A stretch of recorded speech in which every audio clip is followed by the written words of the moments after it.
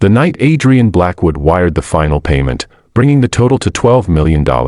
he stood alone in the glass-walled ICU corridor watching his twin daughters sleep beneath a constellation of machines, their tiny chests rising and falling in fragile synchrony, and he told himself that money was meaningless if it could buy them another breath, another sunrise, another chance at laughter. Adrian was a self-made millionaire who had conquered markets and rivals with ruthless precision.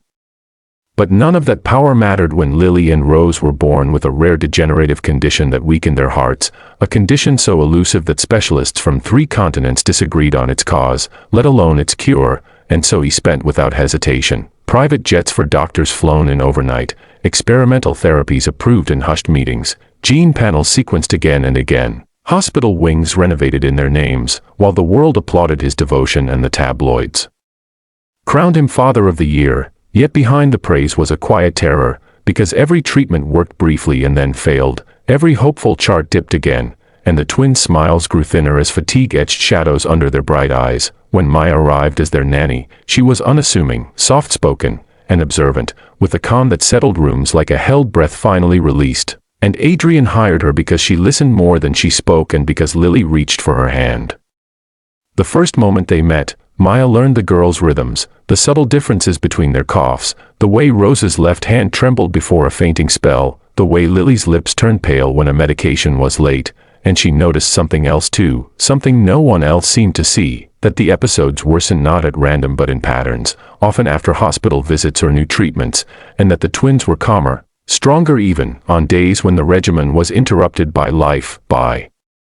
sunshine in the garden, by stories read aloud on the floor. Adrian dismissed her early concerns as intuition colored by affection, but Maya persisted gently, documenting moments in a small notebook, timing symptoms, noting correlations, until one afternoon when Rose collapsed during a therapy session that had been lauded as a breakthrough and Maya felt a cold certainty settle in her chest that the truth lay not in what was missing from the girls' bodies but in what was being added. She asked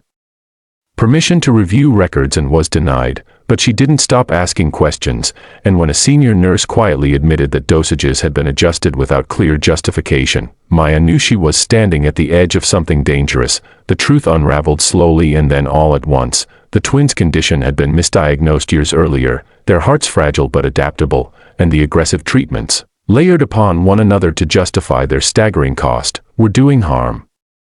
Suppressing natural recovery, creating the very crises they claimed to solve. Worse, a private research group with ties to the hospital had turned the girls into a living case study, their billionaire father a bottomless well funding trials that should never have advanced past ethics review. When Maya finally confronted Adrian, she expected fury, dismissal, even termination, but what she saw instead was a man cracking open, a father realizing that the fortune he wielded like a shield had become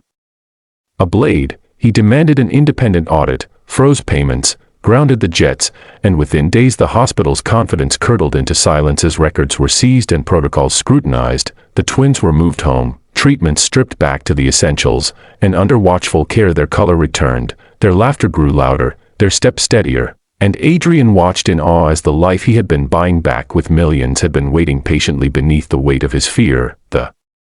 reckoning was brutal, lawsuits filed, reputations burned, alliances severed, but the quiet victories were sweeter. Lily learning to ride a bike, Rose sleeping through the night, both girls chasing Maya across the lawn with shrieks of triumph. Adrian redefined success in those moments, measuring it not in exits and earnings but in mornings without monitors and evenings without dread. And when he stood before cameras to tell the story, he did so not as a hero but as a warning, crediting the nanny